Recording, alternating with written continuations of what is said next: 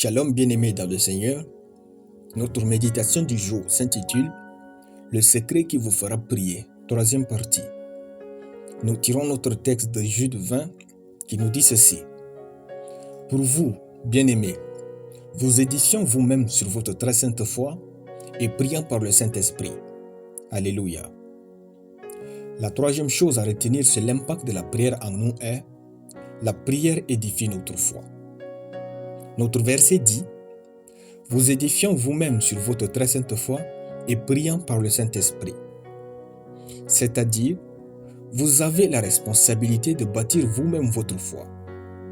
En fait, votre pasteur fera son travail, les frères feront leur part, mais c'est votre propre responsabilité de vous assurer que votre foi est véritablement édifiée. Il est écrit « Vous édifiant vous-même sur votre très sainte foi ». Quand est-ce que votre foi est bâtie? Il est écrit « Priant par le Saint-Esprit ». C'est-à-dire, lorsque vous priez en langue, vous ne dites pas des charabia, mais vous construisez votre foi. C'est ici tout l'intérêt de rechercher le baptême du Saint-Esprit.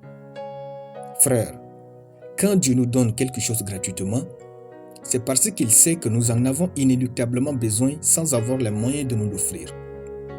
Le baptême du Saint-Esprit est un don.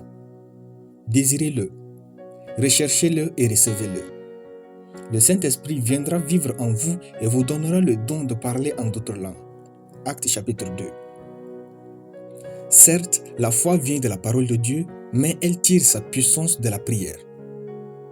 Combien de fois avez-vous pris autorité sur votre maladie et les situations de la vie sans voir le changement? Vous aviez la foi que Dieu agira, mais rien ne s'était passé. Pourquoi? Parce que votre foi n'avait pas la puissance nécessaire pour opérer les changements que vous vouliez. C'est aussi simple que cela. La foi fonctionne comme une batterie. Lorsque vous priez en d'autres langues, elle se charge.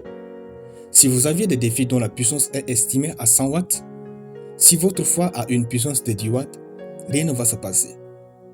C'était le cas des disciples de Jésus quand ils n'ont pas pu chasser ce démon dans Matthieu chapitre 17, versets 14 à 21. Quand les disciples n'ont pas pu chasser ce démon, Jésus leur dit « Mais cette sorte de démon ne sort que par la prière et le jeûne. » Matthieu chapitre 17, verset 21. C'est-à-dire, face à ce démon, la foi des disciples manquait de puissance et avait besoin de jeûne et de prière pour opérer des miracles.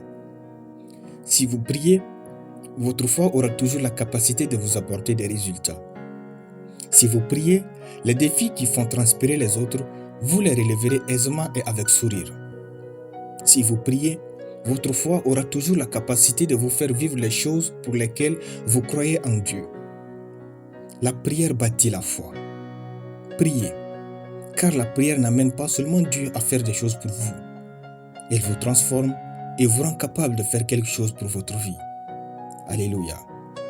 Nous allons prier. Éternel Dieu, je bénis ton nom pour ta parole en moi. Je déclare que la prière bâtit ma foi.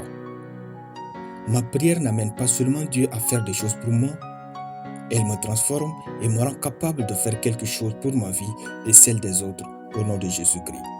Amen. La lecture biblique en une année, Luc chapitre 14 à Luc chapitre 16. Soyez bénis, c'était le pain du ciel.